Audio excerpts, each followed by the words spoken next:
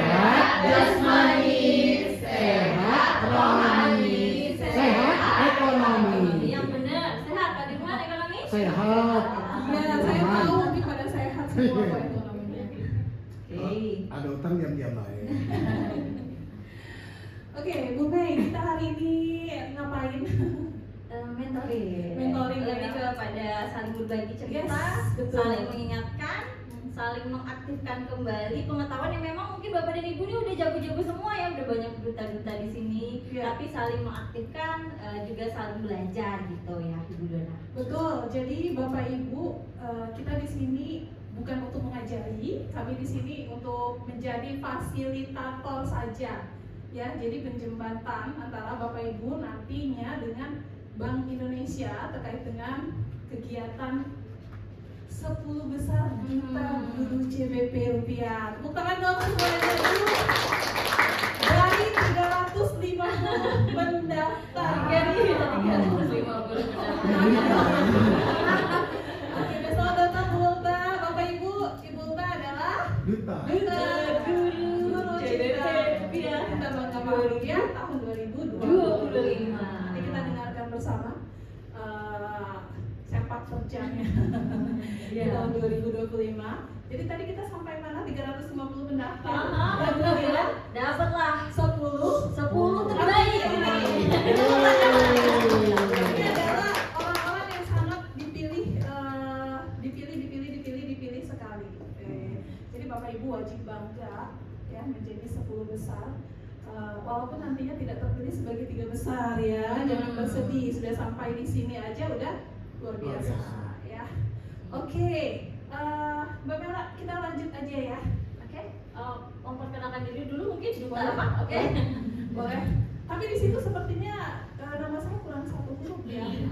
Saking oh iya. Meletakkan gelar gitu ya. Iya. Iya. Baik, Bapak Ibu, perkenalkan nama saya Dola Yulia Sari. Nanti sesi berkenalannya lebih jauh akan ada sesi saya. Kita akan bergantian sesinya untuk mementoring Bapak Ibu untuk kegiatan hari ini. Saya Widya Iswara, Bapak Ibu dari BGTK Provinsi Jambi. Tahu ya? Siapa yang nggak tahu? Kita pecat jadi guru. Selain Widya Iswara, saya dulunya juga menjadi guru sama seperti Bapak Ibu 16 tahun. Jadi duta teknologi, duta Kanpa, dan Warda Inspiring Teacher itu adalah gelar ketika saya menjadi guru begitu. Kalau sekarang belum ada gelar baru kayaknya ya. Segera ya. Nggak ada. Udah nggak boleh ikut-ikut yang itu lagi ya. Lebih kepada kontribusi. Lebih kepada kontribusi. Silakan. Baik, saya Mengela Rakshanika, mohon izin Bapak dan Ibu memperkenalkan diri. Kalau untuk di ajang duta tahun 2012 saya menjadi duta bahasa juara 1 dari Provinsi Jambi, kemudian ke tingkat nasional. Juara 2-nya ada di situ, Ibu Bella Molis di sana. Jadi kemudian ke tingkat nasional. Kalau duta bahasa itu sepasang, kami di tingkat nasional dites lagi segala macamnya, dapatlah juara harapan 3 ketika itu di tingkat nasional atau juaraan ya. Kemudian duta yang berikutnya karena alhamdulillah paling baru ya. Ya, yang kedua kedua. baru ada duta baca. Kalau duta bahasa tadi gelarnya dari Balai Bahasa Provinsi Jambi. Kalau duta baca itu dari Dinas Perpustakaan dan Arsip Daerah yang Provinsi Jambi. Saya ikut dan mendapatkan gelar duta baca favorit Provinsi Jambi. Kemudian yang paling terbaru tahun lalu baru saja dikirimkan perwakilan Indonesia untuk ke Korea Selatan sebagai duta budaya ASEA UNESCO. Iya, IKT. Tahun ini ada nggak ya Jambi ya? Tahun ini nggak ada, cuman beliau masuk ke 40 ke Jakarta, waktu itu ada 1000, kemudian ke 40, ke 14-nya tidak terseleksi yang Jambi tahun ini. Oke, Gimana? lanjut kita.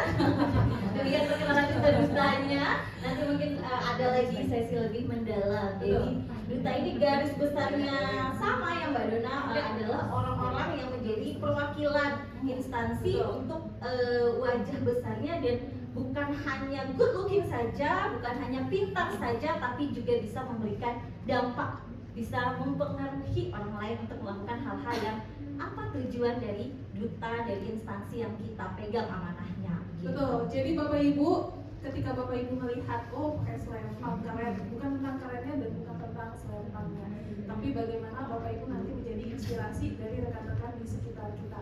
Kita lanjut ya. Oke. Ada satu pertanyaan nih untuk Bapak dan Ibu semua.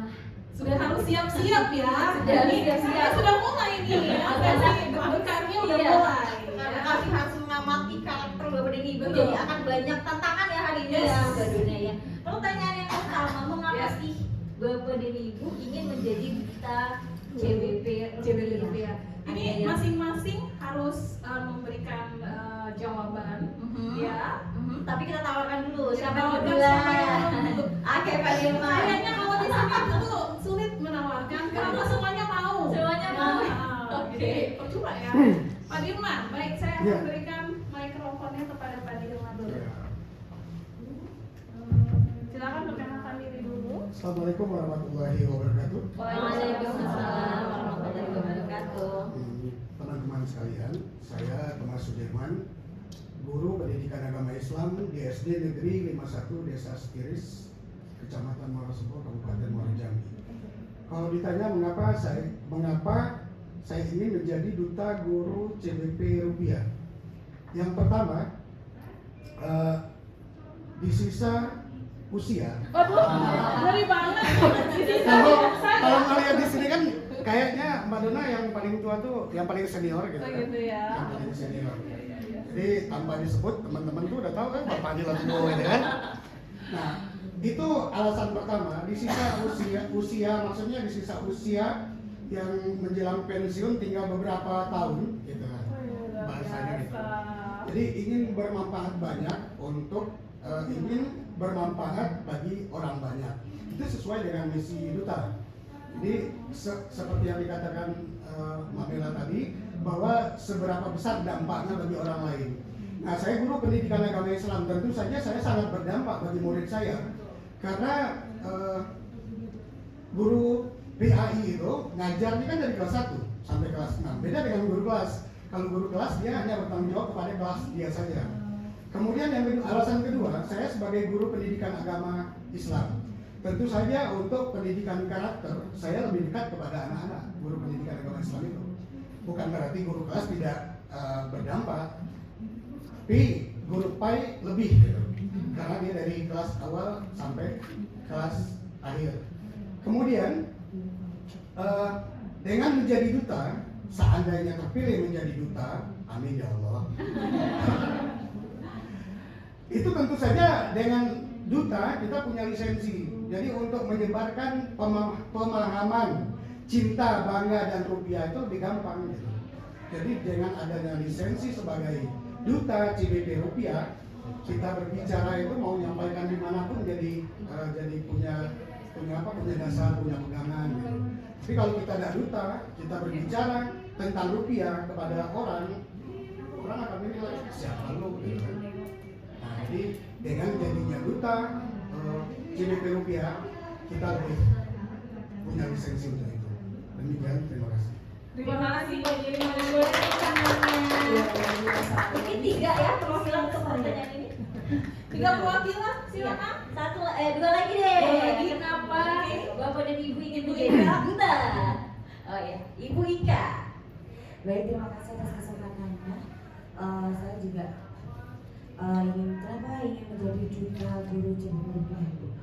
Menurut saya sebagai guru itu, kalau saya hanya mengajarkan pengetahuan itu memang sudah kewajiban saya sebagai guru. Tapi bagaimana kita bisa memberikan pembelajaran yang berdampak, terutama sekolah kami itu kan sekolah di pelosok. Anak-anak memang sangat tabu banget dengan rupiah. Jadi mereka mungkin paham, tapi mereka belum tahu lebih dalam bagaimana rupiah itu digunakan, apa saja manfaatnya, apa yang harus dilakukan, itu mereka belum tahu. Jadi kebetulan di semester kemarin, di tahun ajaran kemarin itu di tempat di sekolah itu ada pembelajaran kurikuler. Karena saya ini kan guru seni tari, jadi bukan guru ekonomi ataupun guru yang langsung di situ. Jadi gimana saya bisa ngajar anak-anak itu tentang rupiah? Kemarin dimasukkan ke dalam kegiatan kurikuler. Anak-anak itu belajar literasi, judul besarnya, dan disitu salah satunya literasi rupiah. kemarin mungkin ada salah satu yang mereka menggunakan aplikasi-aplikasi berbasis kata. Nah, dari situ saya menyadari, oh benar kata Pak Dirman, kita harus mengupgrade, kita harus punya lisensi ataupun kita setidaknya meskipun nantinya tidak jadi jutaan rupiah, kita punya pengalaman yang bisa kita share.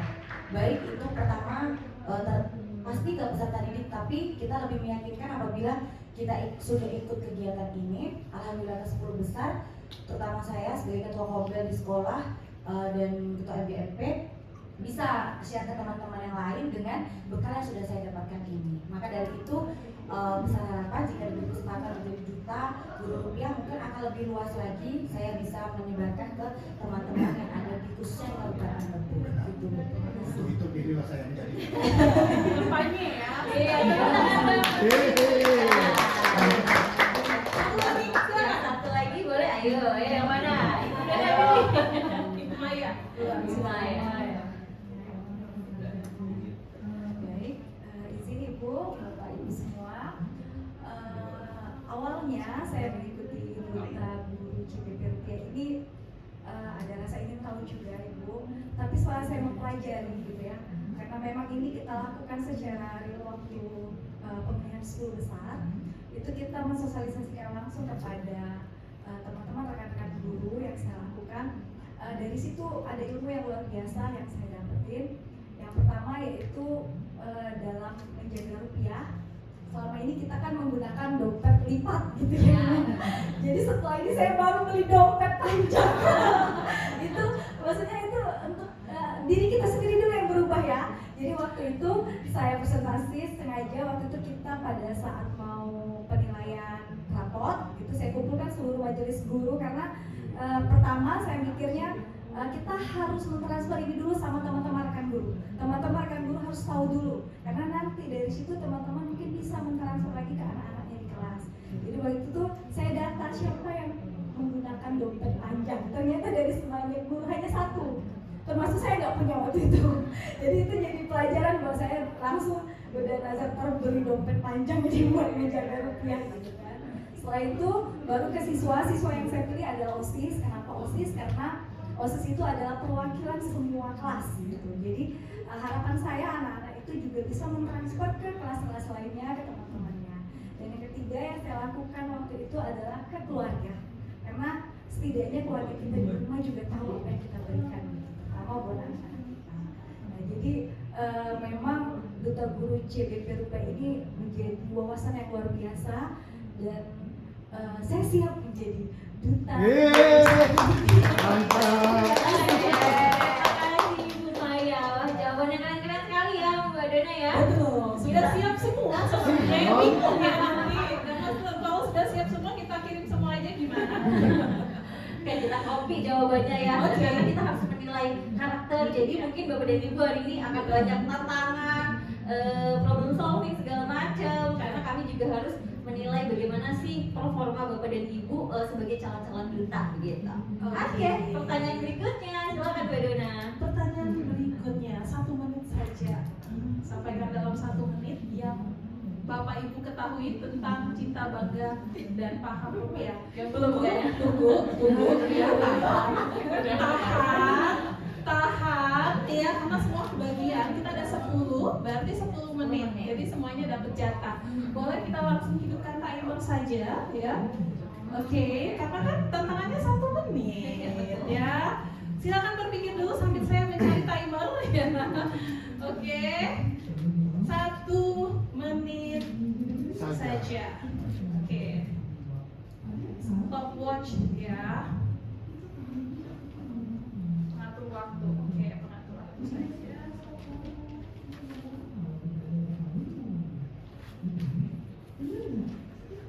Baik, sudah siap? Sudah siap? Siap. Saya akan berikan kepada Ibu Witi dulu. Silakan Ibu Witi. Boleh? Silakan berdiri 1 menit dari sekarang. Bismillahirrahmanirrahim. Terima kasih atas kesempatannya. Apa yang saya ketahui tentang cinta, bangga, dan paham rupiah? Cinta yang dimaksud dengan cinta rupiah yaitu bagaimana kita bisa menyayangi rupiah dengan menggunakan prinsip 3D dan juga 5J. 5J J itu apa? Yang pertama, rupiah itu jangan diremas, jangan dicoret, jangan dibasahi, jangan distempel, dan jangan dilipat.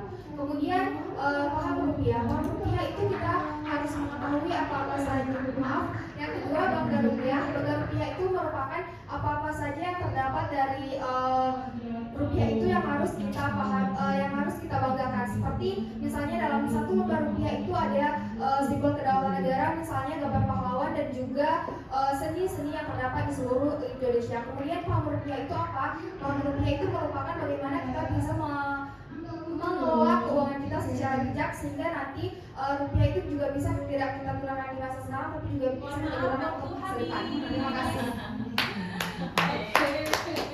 Tarik nafas dulu, Bu, ya. Lanjut, saya minta untuk Ibu Bella 1 menit dari siap sekarang. Assalamualaikum warahmatullahi wabarakatuh. Menurut saya, cinta bangga paham rupiah itu diterjemahkan menjadi 3 bagian. Yang pertama yaitu cinta. Bagaimana kita merawat dan menjaga rupiah dengan kecintaan yang mendalam dengan cara 3D maupun 5D. Kemudian yang kedua, ketika kita bangga dengan rupiah, tadi kita bangga menggunakannya dalam setiap transaksi pembayaran. Artinya di dalam rupiah terdapat pahlawan nasional, terdapat kebudayaan, di mana itulah yang membuat kita bangga sebagai orang Indonesia. Dan yang terakhir, paham rupiah adalah bijak mengelola keuangan dalam cara berhemat dan juga menggunakan uang. Seperti itu, terima kasih. Wassalamualaikum warahmatullahi wabarakatuh. Luar biasa, masih sisa 18 detik ya. Oke, baik, saya akan berikan mikrofonnya kepada Pak Dirman terlebih dahulu. Siap, 1 menit dari sekarang. Silakan, Pak. Ya. Cinta, bangga, dan paham rupiah umumnya sama apa yang disebutkan oleh teman-teman tadi. Saya ingin menambahkan pada bangganya.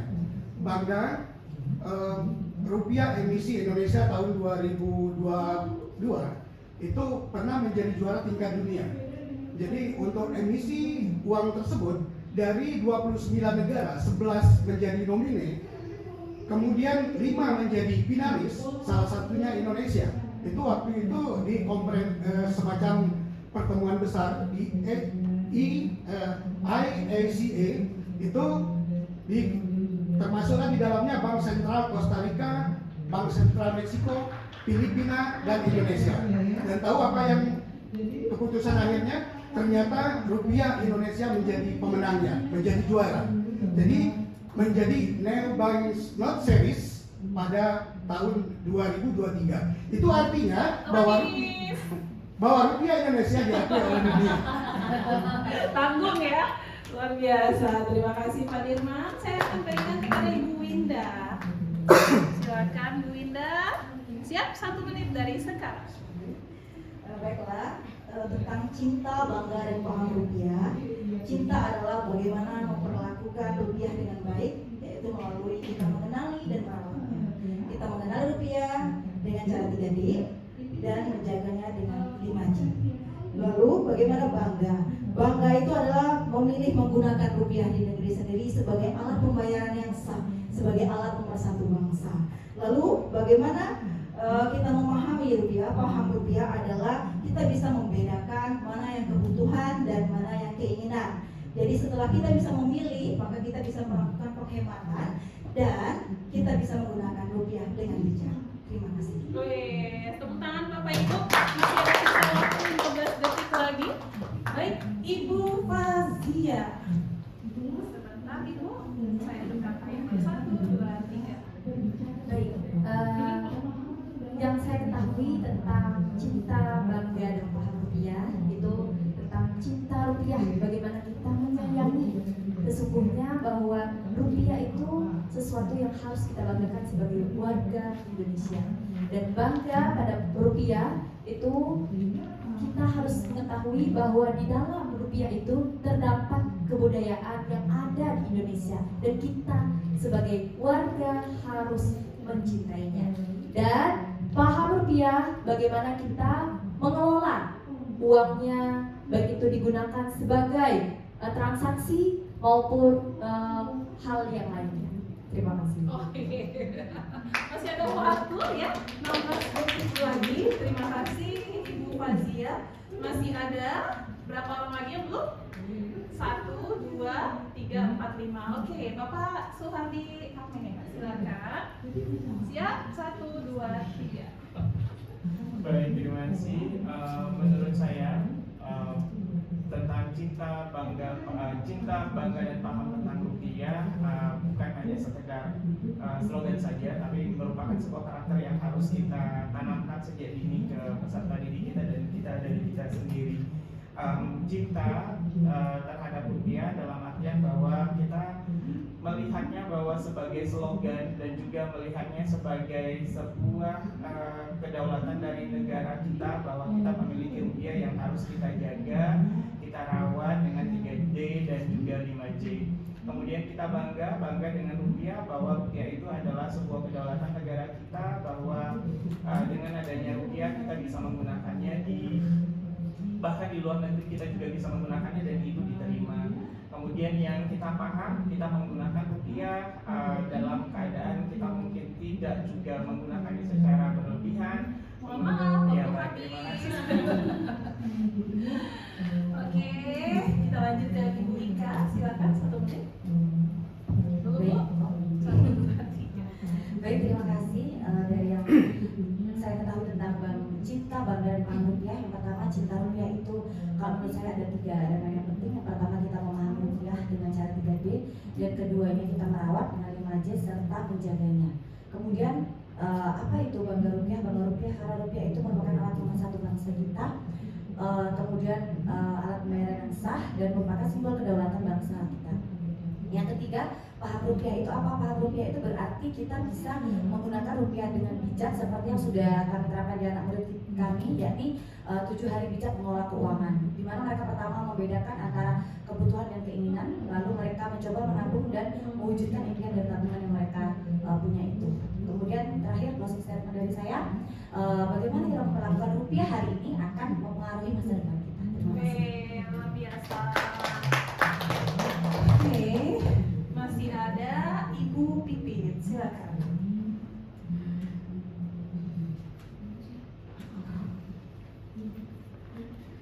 Terima kasih. Menurut saya cinta, bangga, paham rupiah itu yang pertama, cinta kita bisa menjaga rupiah dengan 5J, kemudian mengenali keasliannya dengan 3D, kemudian paham rupiah kita bisa paham bahwa rupiah itu merupakan simbol kedaulatan negara dan pemersatu bangsa. Yang terakhir, paham rupiah itu kita bisa mengelola keuangan, membedakan mana yang prioritas, mana yang keinginan dan kebutuhan, dan itu diterapkan menjadi kebiasaan anak murid di sekolah. Terima kasih. Tepuk tangan Bapak Ibu semuanya. Masih ada 20 detik lagi ya. Semakin kesini semakin bisa mengatur sepertinya. Ada di bagian depan. Siapa yang belum? Ibu Nabila dan Ibu Maya. Baik, saya akan berikan kepada Ibu Nabila terlebih dahulu. 1, 2, 3. Oke, terima kasih. Yang saya ketahui dari CBP itu yaitu yang pertama cinta, yaitu kita dapat mengenali fisik dari rupiah itu sendiri dengan cara 3D, dilihat, diraba dan diterawang. Kemudian kita dapat melakukan perawatannya dengan cara 5J, sehingga kita dapat mencegah dari tindak pemalsuan keuangan yang ada. Kemudian selanjutnya itu bangga, sesuai dengan bangga rupiah itu sendiri, yaitu rupiah itu sendiri merupakan simbol kedaulatan bangsa, di mana di sana tercermin dari gambar pahlawan serta tradisional yang ada, tari tradisional yang ada di sana. Kemudian yang terakhir yaitu paham rupiah di sini artinya kita dapat menggunakan rupiah itu seperti paham berbelanja, paham berinvestasi, serta kita juga paham bagaimana sistem pembayarannya, yaitu ada non tunai dan juga tunai. Terima kasih. Baik, terima kasih. Tepuk tangan terakhir kita berikan kepada Ibu Maya Estianti. 1, 2, 3. Oke, baik. Cinta, bangga dan paham rupiah menurut saya yaitu cinta. Namanya kita cinta berarti kita harus menjaga, merawat dan mengenal rupiah itu dengan baik. Cinta di sini kita agar tidak ternodai dengan namanya uang seperti itu. Kemudian paham di sini adalah simbol dari kedaulatan negara Republik Indonesia, di mana di dalam uang rupiah itu terdapat berbagai kebudayaan dan kekayaan Indonesia sudah tercermin di sana. paham itu bagaimana kita memilah dan memilih antara kebutuhan dan juga keinginan. Kemudian kita bisa menginvestasikan uang kita dengan bijak agar stabilitas ekonomi Indonesia tetap terjaga. Terima kasih. Baik, terima kasih Bapak Ibu semuanya. Merasa berlibat-libat ngomongnya? Iya. Nanti Bapak Ibu akan mendengarkan cerita langsung dari Bu Ulta bagaimana di sana juga sangat Oke, lanjut. Oke, nah dari jawaban Bapak dan Ibu tadi ada yang memang bersemangat ya ingin jadi duta, ada yang ingin berdampak ya, jadi ingin menjadi juara, ada yang suka berbicara di depan umum, ada juga yang ingin memberikan dampak karena kita seorang guru, aktor di kelas, kita adalah ujung tombak dari pendidikan itu sendiri. Nah tapi yang paling penting itu seorang duta tidak hanya mengejar panggung. Jadi yang saya ingat menjadi duta tahun 2012, duta bahasa ya, bareng De Ulta dan juga Bella. Ketika itu sudah sangat lama berlalu. Di panggung duta itu saya mengatakan bahwa saya ingin berkontribusi dalam bidang tulisan, ingin membuat buku. Dan baru terwujud di tahun 2021 untuk diterbitkan buku saya sebagai salah satu produk milik negara. Itu memakan waktu yang sangat lama. Jadi gelar duta itu meskipun kita sudah selesai sama instansinya nih, cuma akan kita bawa sepanjang masa, kita akan dilihat dan kita akan selalu diukur, dijudge dengan gelar itu kalau yang kita lakukan tidak sinkron lagi begitu. Oke, Bapak Ibu challenge lagi nih ya. Udah tarik napas belum? Udah ya. Oke. Challenge berikutnya lumayan 5 menit. Bapak Ibu udah bisa membaca dalam waktu 5 menit. Pilih salah satu benda yang ada di sekitar Bapak Ibu dan ceritakan pengaruh dari benda tersebut terhadap rupiah. Satu aja benda yang ada di sekitar, apa aja? Bisa jadi perumpamaan, betul, botol, gelas, whatever, apa aja. Ayo silakan dipilih bendanya ya. Sudah siap Ibu Bella yang pertama. Baik, kali ini kita semua, oke, yang kedua Bapak Suhardi. Kali ini kita semua atau bagaimana? Perwakilan aja barangkali yang tercepat tadi. Perwakilan berarti Ibu Bella, Bapak Suhardi tadi yang di depan ya. Depan tadi siapa yang duluan tadi antara Ibu Maya dan Ibu Linda.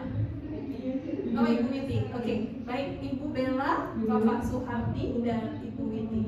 Silakan pilih satu benda, kemudian ceritakan dalam waktu 5 menit kaitannya dengan rupiah. Barangkali yang ini di depan ya Ibu Dona ya, karena mereka Oh, akan langsung dibawa bendanya apa? Bendanya apa? Jangan kaitannya dengan rupiah. Iya dong. Kan kita lagi ngomongin rupiah. Baik, oh ya, gue. Saya sampai lupa. Kami aja Bu yang take-nya. Oh siap. Bisa? Bang Uta? 7 menit ya? 5. Oh, 5 menit saja. Sudah. Baik, saya mengambil analogi sebuah botol, di mana botol ini mempengaruhi rupiah dalam pertama perekonomian bangsa, yang kedua lingkungan, dan yang ketiga pendidikan. Saya akan mengelaborasi ketiga hal ini dengan yang pertama perekonomian, di mana ketika botol ini diproduksi di sebuah perusahaan melibatkan banyak bapak ibu pekerja di perusahaan tersebut, maka perekonomian yang akan diperoleh oleh pegawainya maupun orang yang membeli botol ini juga akan membuat mereka mendapatkan sesuatu tambahan untuk mereka melanjutkan hidup. Lalu selain perekonomian bagi pegawai maupun juga pembeli, ini juga akan menyumbangkan devisa negara, perekonomian negara, dan kita pun bisa mengekspor botol ini ke luar negeri seperti itu. Dan juga ketika sebuah botol sampai di tangan seseorang, disitulah peran, oh ternyata ini adalah buatan Indonesia. Nah disitulah kita bisa melihat suatu botol, bisa kita lihat dari kacamata perekonomian. Lalu yang kedua, lingkungan. Kita sama-sama mengetahui bahwa sebenarnya botol ini bukan suatu produk yang aman untuk kita gunakan. Maka dari itu kita ada baiknya ketika setelah menggunakan botol plastik, kita bisa mendaur ulangnya di rumah, kita membuatnya menjadi barang yang lebih berguna, dan juga bisa kita menjualnya atau kita memberikan pelatihan kepada orang di sekitar sekitar. Untuk apa? Supaya kita bisa sama-sama menjaga lingkungan. Walaupun botol ini sudah terbuat dari plastik, tapi dia punya manfaat setelah dia digunakan. Dan yang terakhir, pendidikan. Mengapa pendidikan? Ketika di pendidikan, sebuah botol itu akan dilihat seorang pendidik, akan dilihat dan dirasakan juga oleh seorang peserta didik. Kenapa? Karena ketika peserta didik akan menanyakan kepada kita, Bu, mengapa ya kita itu disuruh bawa botol minuman sendiri? Kenapa sih kita tidak botol plastik gitu? Nah, disitulah kita cara seorang pendidik untuk menerjemahkan bahwa botol ini meskipun dia juga memiliki nilai ekonomi, tapi kita juga harus bijak dalam menggunakannya. Seperti itu. Terima kasih. 2 menit ya. Oh, sisanya 2 menit ya. Baik, silakan langsung Pak Suwardi dibawa barangnya dan manfaatkan waktu yang tersisa. Luar biasa, 5 menit itu panjang loh. Kalau kurang nggak apa-apa ya. Oh, kalau kurang, ya silakan. Baik, terima kasih.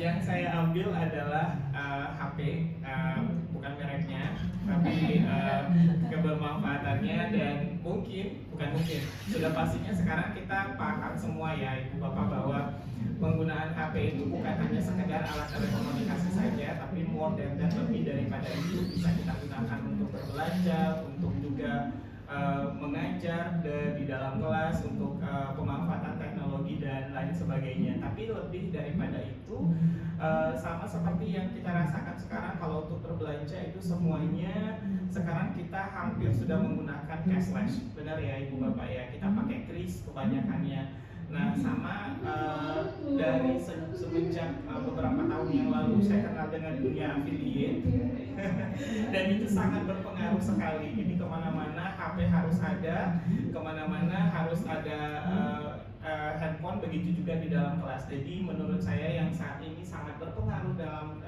hidup saya adalah penggunaan HP, terutama dalam untuk kita gunakan dalam sehari-hari, begitu juga untuk dalam pemanfaatannya dalam kaitannya dengan rupiah.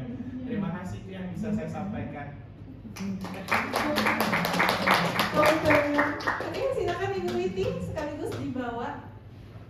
Oh, HP juga. Silakan. Enggak apa-apa.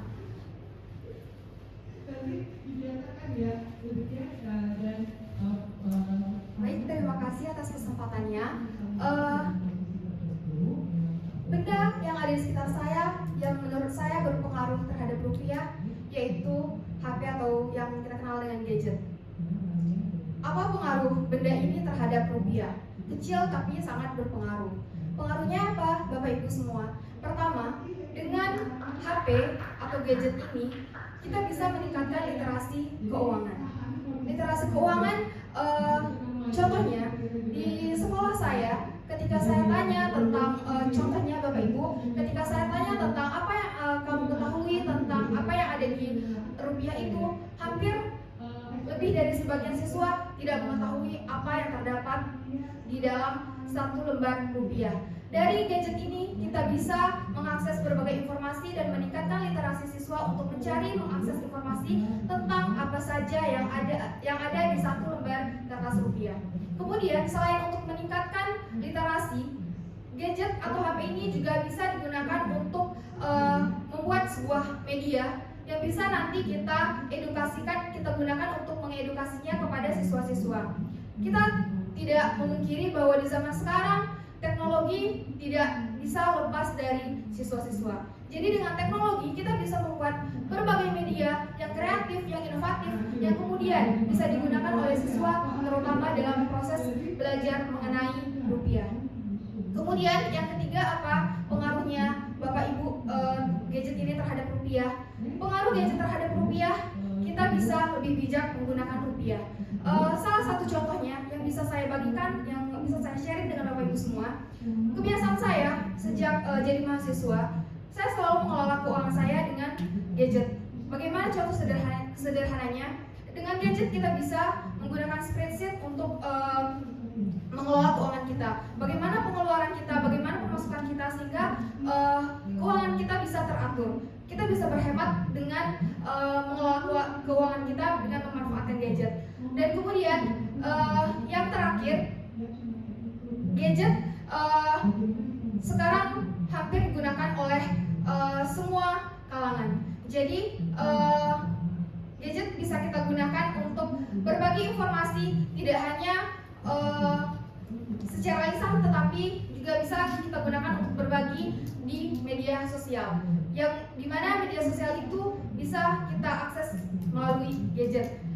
Terakhir Bapak Ibu, mungkin tambah satu lagi, melalui gadget ini kita juga bisa bertransaksi, karena kita seperti yang kita ketahui, transaksi itu sekarang tidak hanya dilakukan secara tunai, tetapi juga bisa dilakukan secara non tunai, bisa melalui kris dan sebagainya. Mungkin itu yang bisa saya sampaikan terhadap pengaruh satu benda ini terhadap rupiah. Terima kasih. Assalamualaikum warahmatullahi wabarakatuh. Baik, terima kasih Bu Siti. Bagaimana Bu? Lumayan ya, mantap ya. Mantap ya, baik. Oke, kita beralih ke sharing session. Untuk yang pertama izin Ibu Dona, saya duluan. Mungkin di sesi ini saya ingin berbagi mengenai bagaimana sih public speaking seorang duta dari pengalaman-pengalaman yang sudah. Yang pertama yang sudah saya ceritakan tadi, saya mendapatkan gelar duta bahasa itu di Jambi, di Balai Bahasa Provinsi Jambi. Ketika itu masih namanya kantor bahasa, sekarang sudah berubah menjadi balai. Nah, tantangannya adalah saya nih guru bahasa Indonesia nih, mau ikut duta bahasa yang harus menguasai bahasa Inggris, melestarikan bahasa daerah, dan mengutamakan bahasa Indonesia. Nah, tantangan terbesarnya di situ. Jadi pasti akan ada suara-suara negatif di luar sana, apalagi ketika saya menyandang gelar itu, kemudian saya mulai mempelajari bahasa Inggris lebih jauh lagi. Ketika ketemu salah akan ada komentar. Nah, itu yang saya hadapi. Jadi seorang duta itu bukan berarti dia yang tidak pernah salah, dia yang selalu sempurna, tapi adalah dia yang selalu mau belajar gitu. Nah, yang belum formulanya saya ketemu adalah bagaimana sih melestarikan bahasa daerah gitu. Barulah ketika 2023 salah satu buku saya yang Rania Gawat Dep Api ini melestarikan bahasa daerah dari Desa Lubuk Pesang, diterbitkan Balai Bahasa, menjadi salah satu milik negara. Kemudian yang kita baca itu kenapa saya tertarik ikut, karena ya memang saya suka buku, dan sejak kecil yang saya ingat itu adalah buku itu hiburan. Jadi ketika ya biasalah ya hidup ada naik turun, ketika menghadapi kesulitan ekonomi, saya itu melihat bahwa buku itu adalah peralihan dari rasa sakit gitu. Ketika kita membaca buku itu ada barisan-barisan kalimat yang membuat kita tuh imajinatif, terlatih. Einstein saja bilang imajinasi itu jauh lebih penting daripada ilmu pengetahuan, dan dari sanalah terlatih imajinasi saya.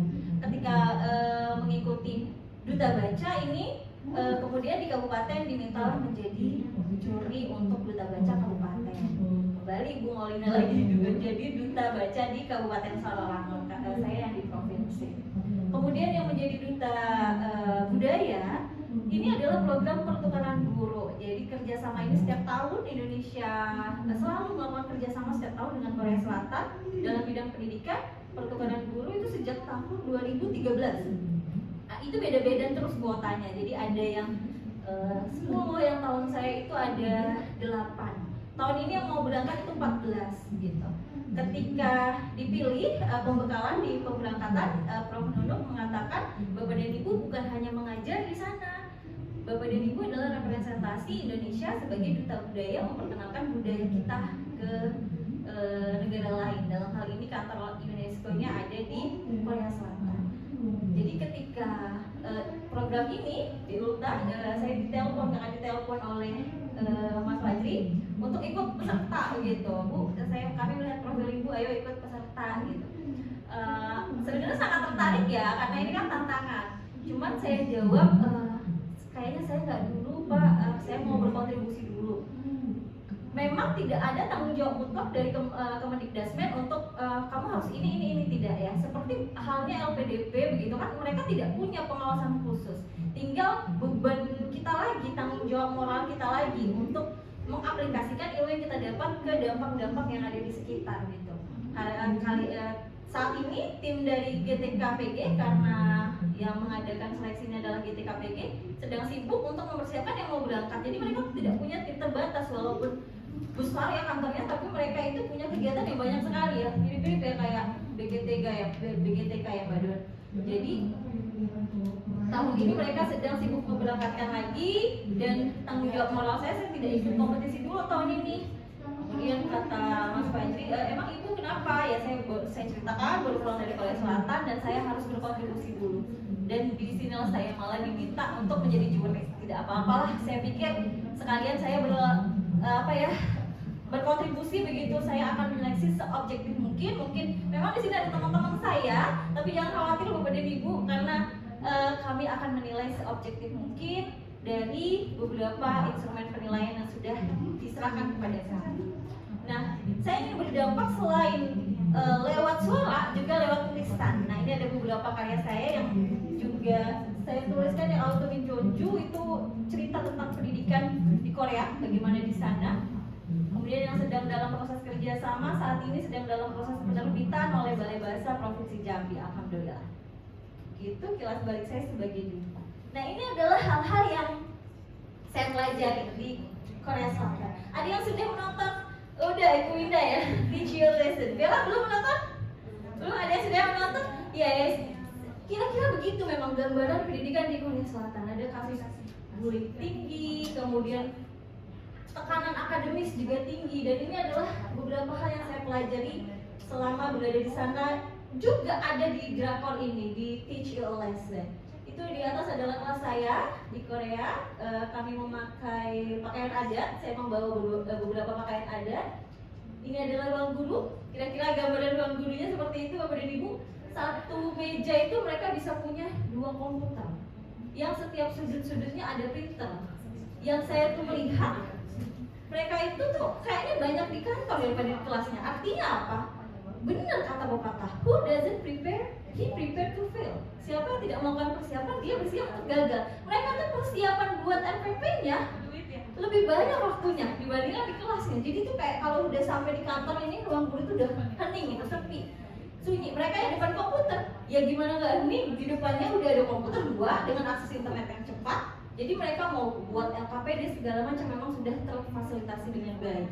Dengan gaji gurunya sekitar 2,3 juta won, atau gaji guru baru itu sudah mencapai 23 juta rupiah.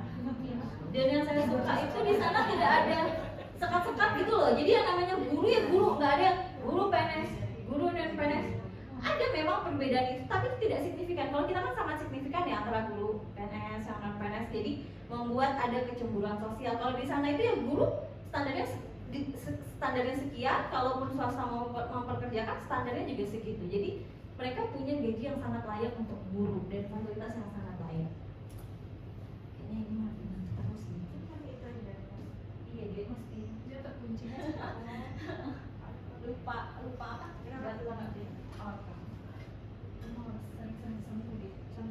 Oke, ini yang saya pelajari karena kita harus fokus ke bukan edukasi saja Pak Bu, tapi juga sudah ke edutainment ya. Karena antara mengajar dengan lomba mengajar itu 2 hal yang berbeda. Mungkin Bapak dan Ibu hebat di kelas, mengajarnya hebat, tapi pas lomba belum tentu. Jadi kita di CBP Rupiah ini kita mengadopsi sistem edutainment, bukan hanya mengajar saja, tapi memang kita ada unsur edukasinya. Jadi kami harapkan Bapak dan Ibu bisa ya seperti presenter ya gitu, tapi bawahnya tetap materi. Kata di Ulta tadi, di sana juga akan membuat RPP on the spot. Jadi diberikan tema dari CBP Rupiahnya, kemudian kita akan mengintegrasikannya dalam mata pelajaran kita. Itu kalau kita pengetahuannya nggak matang, gimana kita mau masuk ke entertainmentnya, kita mau menyelesaikan ranah edukasinya masih bingung gitu. Jadi bagaimana kita membawakan edukasi dalam entertainment. Dan ini juga saya lihat di sana. Mereka itu memang ada seriusnya sangat serius. Kalau kita tuh ada kayak joyful ya Pak ya ada joyful, mindful, meaningful ya, yang nggak ketemu di sana itu. Kalau kita ya masih menumbuhkan menumbuhkan semangat belajar. Kalau mereka tuh memang semangat belajarnya udah ada, jadi ya kalau ngomong mahasiswa itu ya sistemnya drill, nggak ada tuh yang jarang saya melihat kelas-kelas itu yang ada tepuk semangat, jarang sekali. Karena memang ya latihan itu ya kalau ngomong masih ya drill. Tapi bukan berarti kita tertinggal, kita kan masih menumbuhkan kemauan belajar gitu. Nah jadi kalau di CBP Rupiah ini kita fokus ke editing dan bagaimana menyampaikan kontennya juga dengan baik, mendeliver materinya juga dengan baik. Dan tadi yang dikatakan pihak Bank Indonesia kepada kami adalah bagaimana Bapak dan Ibu menyampaikan materi itu bukan hanya definisi-definisi, mungkin ini Bapak dan Ibu udah jagonya deh, tapi juga pakai storytelling begitu. Storytelling dimulai dari problem. Misalnya suatu hari saya pernah melihat ada rupiah yang terkoyak, lalu saya gitu, jadi storytelling kayak stand up ya, tapi masuk materinya gitu. Atau pakai role play, saya sudah melihat nih video Bapak dan Ibu ada yang pakai role play, mereka udah ada siswa aja disuruh berperan. Saya melihat video Bapak dan Ibu itu dan memanggil untuk mereka membuat aksi call to action. Nah ini kira-kira seragam guru di Korea seperti itu. Jadi mereka tidak ada seragam khusus. Mereka pakainya celana jeans, ini Jinhae guru komputer, Mosem, kemudian ini ada guru komputer juga. Jadi tanpa seragam khusus. Perbedaannya mungkin dengan kita seperti itu. The best speaker don't try to impress people, they leave people with a lesson they will carry to home. Jadi ada lessonnya apa, tapi kita menyampaikannya dengan fun, menyampaikannya dengan cerita gitu. Jadi kayak ada problem. Nah mau mengangkat problem ini, kalau critical thinking kita nggak terlatih, itu susah. Apalagi kata Ibu Ulta tadi, tema dapatnya tahu-tahu dalam amplop. Makanya kami melatih Bapak dan Ibu coba lihat di benda sekitar untuk menyampaikan rupiah apa kira-kira. Itu kan kalau nggak kalau otak kita tidak dipersiapkan terlebih dahulu akan sulit berpikir cepat, kritis dan tanggap tapi masuk materinya. Karena di nasional Bapak dan Ibu akan menghadapi itu. Jadi akan dibagikan tema, kemudian dalam sekian menit ya di Ulta ini. Sekian menit harus mengintegrasikan RPP, kemudian harus menyampaikan. Nah itu kalau misalnya kita hanya menyampaikannya dalam dalam struktur saja, tapi tidak ada edutainmentnya, khawatirnya tidak masuk pesan untuk menjadi duta. Jadi kenapa bukan lomba guru, inovasi guru, tapi lomba duta guru? Karena antara lomba mengajar dengan mengajar memang kita harus bedakan. Bukan berarti bukan berarti berarti beda nih, dia tuh bagusnya cuma saat lomba, bukan juga seperti itu. Tapi kalau lomba memang kita harus sampaikan dengan hal-hal yang berbeda, tidak bisa seperti mengajar pada umumnya. Boleh lanjut deh. Karena ada kaitannya dengan duta baca, saya kalau misalnya mendapatkan kesempatan menjadi speaker seperti ini, senang sekali mengangkat isi buku. Adakah yang sudah pernah membaca How to Win Friends and Influence People, Dale Carnegie? Belum? Bella sudah. Saya ingat baca ini waktu kuliah, Bel. Jadi melihat teman ada jurusan bahasa Inggris, baca ini apa tuh? Nggak akan kemakan di kaum. Hidup itu nggak akan seru Bapak dan Ibu kalau nggak ada yang meremehkan. Karena saya jurusan bahasa Indonesia, jadi nggak akan kemakan di kaum. Katanya, ingat saya kalimatnya seperti itu. Dari situ saya termotivasi, saya mau belajar, tidak apa-apa salah, tapi keuntungan kita dari jurusan lain, keuntungan saya dari jurusan lain, kalau belajar bahasa Inggris, kalau kita salah, itu orang anggap wajar, karena ya bukan jurusannya, dia masih proses belajar, dan bisa menjadi nilai tambah, kayak seleksi IKTI yang ke Korea Selatan, kebanyakan yang lulus adalah guru bahasa Inggris, karena memang nilai bahasa Inggrisnya bagus-bagus, mungkin nilai saya standar saja, tapi menjadi nilai lebih ketika bukan berasal dari guru bahasa Inggris, tapi ya bisalah ya sedikit-sedikit karena belajar.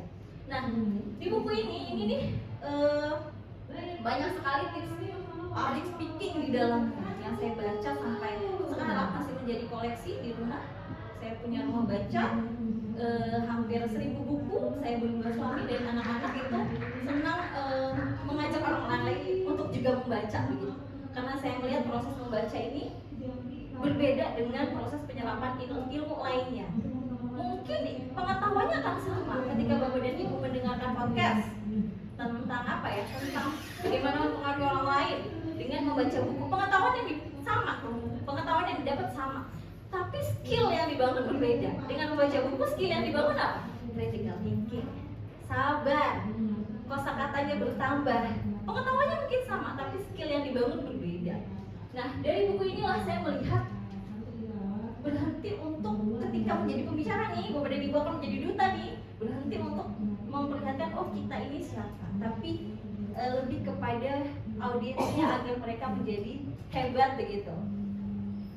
Apa sih bahasa yang paling merdu didengar oleh kita selain nama kita sendiri? Ada nggak yang nggak senang tahu-tahu namanya tuh diingat? Pasti senang kan? Dan kita tuh langsung tersanjung ya, baru kenal terus nama kita diingat. Nah begitu salah satu cara untuk mempengaruhi orang lain, mengajak orang lain melakukan hal yang kita inginkan. Misalnya Bapak dan Ibu lagi apa ya, bukan promosi ya namanya, sosialisasi ke kantin sekolah. Saya melihat ada yang ke kantin sekolah juga mempromosikan CBP rupiah. Ketika ayo kantin itu dipanggil namanya, pasti dia merasa hangat, merasa dekat. Itu yang saya pelajari dari bukunya Dale Carnegie, How to Win Friends and Influence People. Ada judulnya dalam bahasa Indonesia di Gramedia, tapi judulnya itu kayak bagaimana mencari teman. Iya, dan mencari teman. Ya, saya pernah melihat judulnya yang warna hijau. Ini legend banget, ini udah cetakan berapa kali buku oleh Dale Carnegie.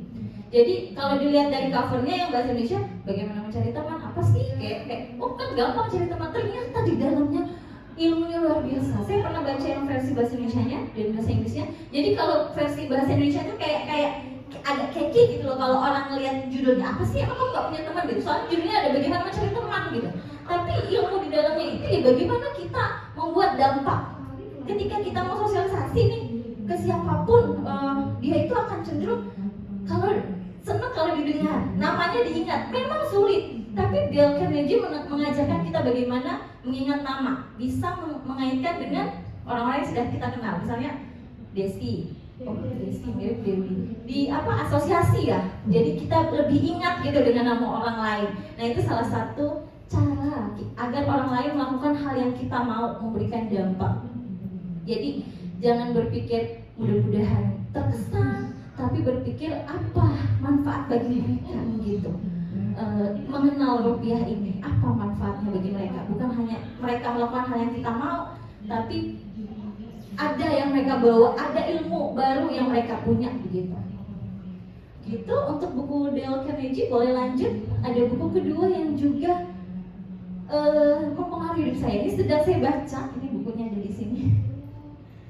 Ini bukunya Let Them Theory dari Mel Robbins. Judul bahasa Indonesia Let Them juga ya. Iya. Ini dia ketika dia umur 41 tahun, Mel Robbins terbangun dengan lilitan hutang yang banyak, tidak punya pekerjaan, dan 3 anak yang harus masih dihidupi gitu. Nah, bagaimana dia bangkit dengan Let Them Theory itu diceritakan dari dalam situ. Tidak semua orang mungkin akan menyukai cara kita bicara, ya biarkan saja. Kadang-kadang itu tuh yang membuat kita nggak maju tuh takut dengan omongan orang ya. Apa sih? Belum tentu juga menang. Sibuk banget mengenali rupiah, emang udah menang. Nah kadang-kadang yang melakukan kita tuh kadang bukan orang lain, tapi diri kita sendiri. Mampu lebih yoyo di anu, belum tentu juga menang. Nah, itu suara hati saya juga setiap saya kompetisi gitu. Apalagi yang mau yang ke Korea kemarin itu seleksinya bener-bener kata Dewan Juri, kamu menari tapi jiwa kamu nggak menari katanya. Padahal saya itu udah mengerahkan sedemikian rupa untuk menari itu susah Ibu Ika. Kemarin belum kenal dengan Ibu Ika, kalau udah kenal dengan Ibu Ika kita ajarin. Jadi mungkin saya hanya menari, sikap sendiri itu gerakan umum gitu. Kamu badan kamu aja menari, jiwa kamu nggak menari. Terus pas ini pernah juga pas guru inspiratif yang di nasional itu yang dapat terbaik, kata Dewan Jurinya, kamu punya 1000 buku aja bangga, itu biasa aja. Siapa dia ngomong? Biasa aja karya kamu nih. Saya buat ini Pak Dirman, aplikasi juga tapi berbasis Android, tapi yang dari ice spring sweet ya. Jadi sangat sederhana sebenarnya membuat aplikasi, tapi dari aplikasi lain gitu. Ini biasa saja karya kamu. Kok bisa kamu sampai di sini gitu komentar juri di nasional. Ketika pas lagi makan saya dipanggil, ya sini. Kamu itu kalau dikomentarin jelek harusnya jawab. Misalnya bahasa Inggris saya dikomentarin salah-salah juga, ngapain guru-guru bahasa Indonesia pakai penutup bahasa Inggris, quote bahasa Inggris. Kamu harusnya jawab, ya saya hebat dong Pak, saya guru bahasa Indonesia, saya mau belajar bahasa Indonesia. Harusnya kamu jawab gitu, jangan jatuh dengan kalimat negatif, gitu kata beliau. Nah ini ada di dalam buku The Let Them Theory Mel Robbins. Ini bagus sekali bukunya Bapak Ibu, saya baru setengah. Jadi kalau buku-buku luar itu bukan saya menganut buku luar, buku lokal banyak juga yang bagus-bagus. Tapi kalau yang saya perhatikan polanya, kalau buku-buku luar itu mereka sebelum masuk ke teori, mereka tuh kisah dulu, problem, aksi, gagal, solusi, gitu. Jadi ada experience dulu yang mereka tawarkan. Kalau buku-buku motivasi dalam negeri kan langsung cara menjadi penulis, gitu, menulislah, gitu kan langsung, how to-nya. Tapi kalau di buku luar itu dia ada problem. Mel Robbins menceritakan bagaimana dia bangkit dari keterpurukan hutang di umur 40 tahun, bagaimana dia mulai membuat konten, membuat podcast yang akhirnya podcast itu terkenal, bukunya juga menjadi terkenal. Jadi banyak sekali penghakiman di luar sana untuk kita, akan banyak sekali, sudah banyak sekali, dan mungkin saat ini Bapak dan Ibu ikut kegiatan masih banyak. Orang libur bukannya ngurusin keluarga, ayo yang punya anak malah sibuk kegiatan, yang punya suami bukannya ngurus suami, pasti akan ada kalimat itu. Tapi secara ilmiah, lompatan-lompatan pikiran manusia ini di buku Mel Robbins, sekali lagi, manusia itu bisa berpikir random sampai 70 kali sehari. Jadi secara ilmiah kita sangat tidak mungkin bisa mengendalikan pikiran orang lain. Yang perlu kita lakukan ya lakukan yang menurut kita benar. Ya lakukan yang menurut kita sesuai dengan value kita. Oh, duta guru sesuai dengan value saya. Lagi pula waktunya tidak terlalu menyita banyak tempat, juga tidak terlalu menyita banyak sekali energi. Ini sesuai dengan jiwa saya, ini sesuai dengan profesi saya. Kalau bagi kita itu betul, ya lakukan. Karena mau kita melakukan hal yang betul kan bisa jadi salah di mata orang lain. Itu ada di Let Them Theory. Oke, let them think, let them judge, let me speak. Jadi selain let them, biarkan mereka berpikir, tapi juga ada let me. Apa yang mau melakukan hal-hal baik? Bukan berarti let them teori ini nggak pedulinya negatif ya, karena kadang-kadang ada juga yang harus kita pedulikan kalau itu benar dan tidak sesuai dengan value kita. Kadang kita juga harus mengingatkan diri sendiri, menasihati diri sendiri. Lanjut dulu. Oke, ini formula public speaking gabungan dari kedua buku. Itu foto yang pertama ada Mbak Dona tuh, yang di belakang waktu acara di Swiss Bell juga di tahun itu 2000. Oh iya, BB Luxury. Waktu itu acara 2022 ya. Jadi ini gabungan kedua buku, saya bentuk formula public speaking. Yang pertama care, connect, communicate, and let go. Care ini dari Carnegie, peduli ada typo. Pada audiens lebih dahulu, audiens kita siapa? Ya tidak ada salahnya mengenal audiens dulu, jangan hanya nama kita saja yang diingat. Ketika Bapak dan Ibu sedang berkompetisi, ini bukan hanya lomba, tapi rekan Bapak Ibu ini kanan dan kiri bisa menjadi pembuka rezeki di lain waktu. Karena sudah sering saya ikut lomba tuh kalah, tapi kenalan dengan kawan. Kawan ini ngajak ke kegiatan ini menjadi jalan pembuka bagi kegiatan lainnya gitu. Connect, bangun hubungan melalui cerita, pertanyaan, dan empati. Ini yang penting nih. Kadang-kadang kita itu nggak sadar too much sharing sama orang lain, bercerita terlalu banyak. Padahal manusia itu hakikatnya suka didengarkan gitu. Jadi ketika seorang duta, sebelum kita masuk, kita bangun koneksi dulu. Koneksi dengan orangnya, kita mau mempengaruhi apa, kita dengar ceritanya, anaknya berapa, jualan apa, apalah yang bisa kita dengar. Kita menyediakan kuping dan hati, menyimak aktif ya bahasanya waktu itu di kurikulum waktu itu, menyimak aktif ke siswa bisa juga sebelum kita masukkan apa yang ingin poin-poin yang ingin kita pengaruhi. Communicate, sampaikan pesan dengan sederhana, jelas, dan bermakna tergantung dengan audiens. Nah, let go ini teorinya dari Mel Robbins yang buku tadi, fokusnya pada dampak bukan pada penilaian. Dampaknya apa? Kayak kami buat lapak baca di Sarolangun. Bapak dan Ibu saya dengan Bella kebetulan bagian literasi dari Sarolangun. Kami buat lapak baca tuh pernah buka lapak udah panas-panas. Buka lapak baca tuh kayak melapak buku-buku dijajah. Udah panas-panas, nggak ada yang berkunjung ya. Bilang ada yang berkunjung. Tapi itu sesuai film kami, nggak ada yang berkunjung pun orang lagi lewat dia melihat di situ masih ada yang memperjuangkan buku sampai detik ini, memperjuangkan untuk membaca. Karena kami percaya membaca buku itu pengetahuan yang dibangun, skill yang dibangun berbeda dengan cara mencari pengetahuan lain. Walaupun buku-buku yang kami jajarin itu jarang yang mengunjungi gitu. Ada anak-anak yang mengunjungi itu anak-anak yang jualan di sekitar itu. Nah itulah yang kami bacakan buku. Mungkin habis pulang dari situ mereka main HP lagi, ya. Namanya hal-hal kecil yang terus-menerus dilatih kita fokusnya pada dampak bukan pada penilaian orang lain. Foto di bawah ketika menjadi duta bahasa menyambut tamu di Jambi dari Korea dan tidak menyangka juga sih ketika itu masih muda, unyu-unyu masih kurus.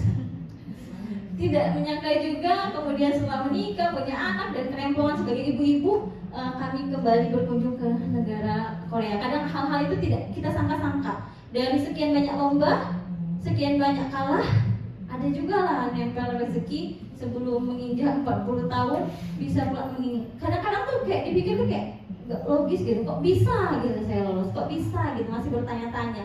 Ya itu dibangun tidak semalam 2 malam, tapi dari beberapa lomba. Ya Bapak dan Ibu, kenyataan pahit yang memang tidak akan semua terpilih kan, karena hanya 3, kemudian hanya 1 tidak akan semua, tapi percayalah hal itu menjadi investasi waktu terbaik kita untuk belajar, investasi jaringan satu sama lain yang mudah-mudahan nanti akan bermuara pada rezeki-rezeki lainnya di kesempatan-kesempatan lainnya. Lanjut. Oke.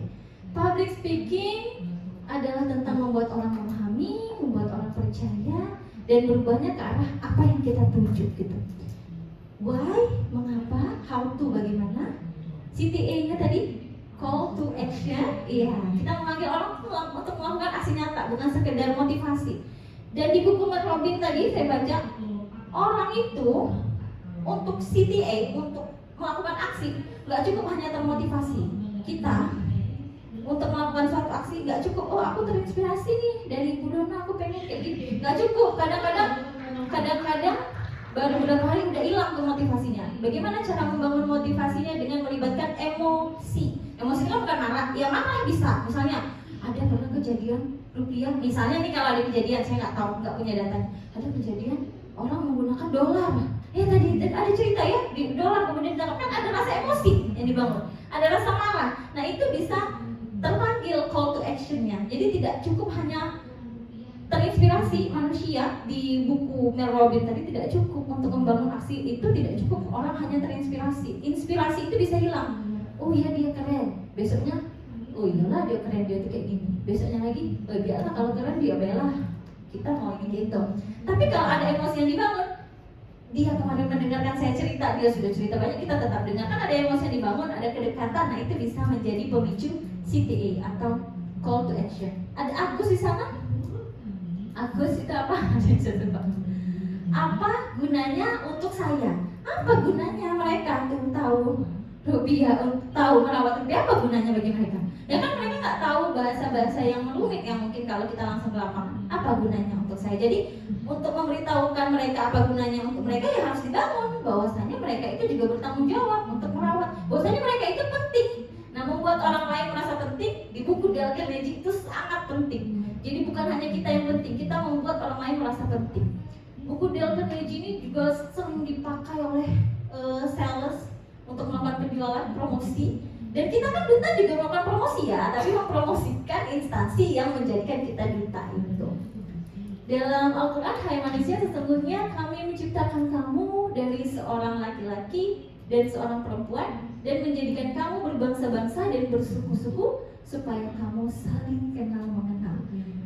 Jadi kita saling kenal mengenal menjadi duta, apalagi ini hal-hal baik ya, why not? Kenapa tidak kita memanggil diri kita dan memanggil orang-orang di sekitar kita untuk peduli terhadap rupiah. Ada lagi kah? Oke, saya rasa cukup. Kita ke sharing session oleh Ibu Dona. Terima kasih.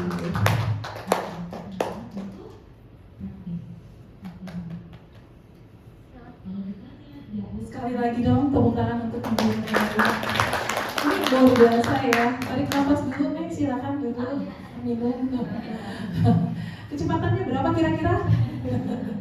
30 km per jam atau 40 km per jam ya, 50. Oh iya, baik Bapak Ibu semuanya, sekali lagi kita di sini bukan menggurui, kita di sini bukan merasa paling hebat, merasa bahwa mentang-mentang sudah jadi duta, karena di sini juga sudah banyak duta teknologi juga Pak Dirman ya, duta Kanva juga Pak Suhardi, duta juga duta bahasa Bu Ika Jabore ya, yang lainnya juga sudah sering sekali ikut lomba dan semuanya sudah mengetahui bagaimana tahapan yang dilewati ketika Bapak Ibu mengikuti seleksi, dan itu adalah tahapan-tahapan yang normal.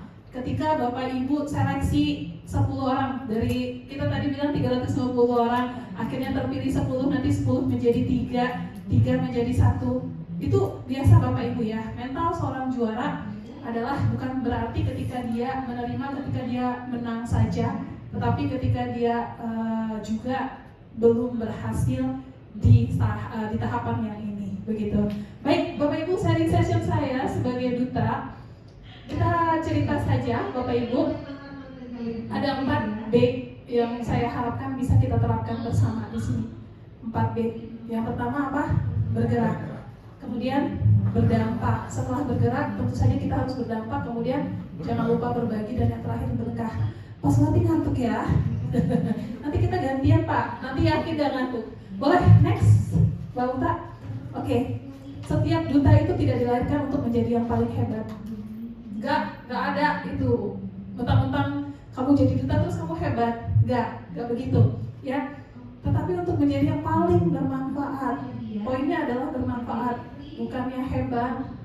Ya, hebatnya itu tuh apa sih, label? Ya, amanah. Itu hanyalah amanah. Ketika Bapak Ibu nanti terpilih menjadi duta guru cinta bangga paham rupiah, Bapak Ibu diberikan amanah untuk menyebarkan manfaat dari cinta bangga dan paham rupiah ini. Ya, itu hal yang berat sebenarnya ketika Bapak Ibu tidak menyukai hal tersebut, tapi hanya menyukai label sebagai duta. Gak zamannya lagi kita itu tuh mengejar label sekarang Bapak Ibu. Kita mengejar kebermanfaatannya. Apa yang akan kita peroleh setelah itu? Apa yang akan kita lakukan setelah itu? Bukan pada saat kita menjadi duta. Ya, Bapak Ibu boleh next, Mbak Mel. Yang pertama adalah bergerak. Itu semua berawal dari langkah pertama. Gak ada namanya sampai di ujung itu tuh tiba-tiba meloncat. Ada nggak? Ada nggak Bapak Ibu? Ada di sini yang sampai ke ujung itu tuh meloncat, mungkin pakai sayap, ya, mungkin terbang gitu ya. Bapak Ibu harus berani keluar dari zona nyaman. Mohon maaf, ini hari Sabtu, harusnya istirahat. Ada yang merasa waktunya terganggu, sangat terganggu. Ada yang merasa, aduh, harusnya hari ini saya istirahat, leha-leha di rumah, atau mungkin mencuci baju, ya, membereskan pakaian yang tertumpuk. Iya ya Bu Maya ya. Nah, tapi ternyata Bapak Ibu harus hadir ke sini, kita panggil untuk belajar, kita mentoring. Padahal yang terpilih cuma 3. Tapi itulah Bapak Ibu, kita berani keluar dari zona nyaman. Kenapa itu? Karena langkah yang kecil yang Bapak Ibu ambil hari ini itu akan menjadi puncak dari langkah yang besar Bapak Ibu. Ya, pastikan Bapak Ibu pertama tadi berani keluar dari zona nyaman, kemudian berani mencoba meski belum sempurna. Yakin ya, yakin kita semua itu tuh gak sempurna, karena kesempurnaan hanya milik Allah. Ya, setuju ya. Dan siapa Bapak Ibu? Karena kesempurnaan hanya milik bukan dong, masa saya main sepet? Siapa? Saya ada lagunya. Siapa? Bunda Dorce. Bukan, antara yang terbaik Bob gak sih? Iya, sempurna. Iya dong. Ya aduh. Gak tahu antara yang terbaik Bob. Tahu ya. Ya itu Bapak Ibu, tidak ada yang sempurna. Ya, tidak ada yang sempurna. Tapi ketika kita sudah mau mencoba, itu adalah langkah besar yang sudah Bapak Ibu lakukan. Saya ikut duta 2019 bersama dengan Pak Kemas Sudirman. Mana pernah saya merasakan saya akan menjadi duta? Karena beliau menurut saya, di mata saya adalah duta yang sudah sangat sempurna. sepak terjangnya itu tuh udah luar biasa Bapak Ibu. Tapi sekali lagi, menjadi duta itu ada garis tangannya, takdir. Apa yang sudah terjadi, ya, apa yang akan terjadi, apa yang memang Bapak Ibu akan alami itu tuh sudah ada garis takdirnya, ya. Kita di sini itu cuma apa? Cuma berusaha secara maksimal. Kita berusaha maksimal aja, lakukan saja. Hasilnya itu tuh kita serahkan sama yang di atas, ya. Itu berani mencoba meski belum sempurna. Kemudian berani mengambil kesempatan untuk belajar. Ada yang baru tahu cinta bangga paham rupiah saat ini, yang pada saat ikut kegiatan ini, tahun-tahun dulu tuh nggak pernah dengar. Iya, iya kan? Iya, benar. Benar ya Mas. Soalnya kalau tahu dari tahun-tahun dulu pasti ikut. Tapi ternyata yang ikut baru tahun ini, berarti baru tahunnya tahun ini, ya. Dan itu memang yang terjadi Bapak Ibu. Bapak Ibu berani mengambil kesempatan untuk belajar. Beberapa orang diberikan flyer, ya, tetapi tidak semua mengambil. Tidak semua ingin belajar, ingin mengambil kesempatan untuk belajar. Ada yang banyak kegiatan lah, apalagi kemarin itu waktu-waktunya untuk pas terima lapor, ya. Dan itu waktunya Bapak Ibu itu tuh sangat singkat sekali untuk membuat video, ya. Tapi hasil videonya bagus-bagus, tepuk tangan dong, luar biasa. Luar biasa, ya. Terutama ada yang sampai niat banget, aduh sampai ada 2 orang yang menggunakan baju adat, ya. Terus ada juga baju adat sederhana sih, ya, Mei, ya. Kemudian ada juga yang sampai role play dengan muridnya, ya. Ada yang sampai memotong-motong film kemudian digabungkan. Itu luar biasa Bapak Ibu. Bapak Ibu sudah memberikan kesempatan untuk diri Bapak Ibu untuk belajar lebih jauh. Kemudian Bapak Ibu berani menjadi representasi nilai yang kita yakini. Bapak Ibu ini di sini sekarang adalah duta, calon duta. Tapi Bapak Ibu adalah guru. Ketika seorang guru, ya, sudah mengetahui esensi sebagai seorang guru bahwa guru itu adalah penyebar ilmu, penyebar informasi, maka artinya Bapak Ibu bisa menjadi duta ini, ya. Tidak harus Bapak Ibu punya label duta. Nanti ketika Bapak Ibu pulang, kita punya challenge, ya.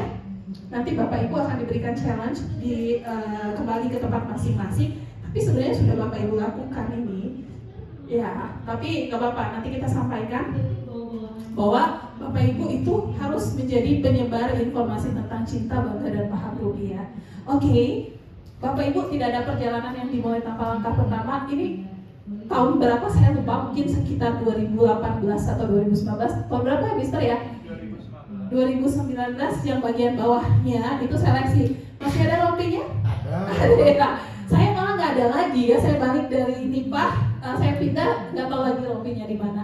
Itu seleksi pertama saya Bapak Ibu yang membuka langkah saya sampai di saat ini. Tidak pernah terpikirkan di 2019 itu saya sudah bisa keliling Indonesia ke beberapa tempat, kalau Bume bahkan sampai ke luar negeri. Kemudian tidak pernah terpikir saya bisa menjadi DJ suara. Itu langkah pertamanya Bapak Ibu. Pastikan apa yang Bapak Ibu lakukan ini tidak akan sia-sia loh.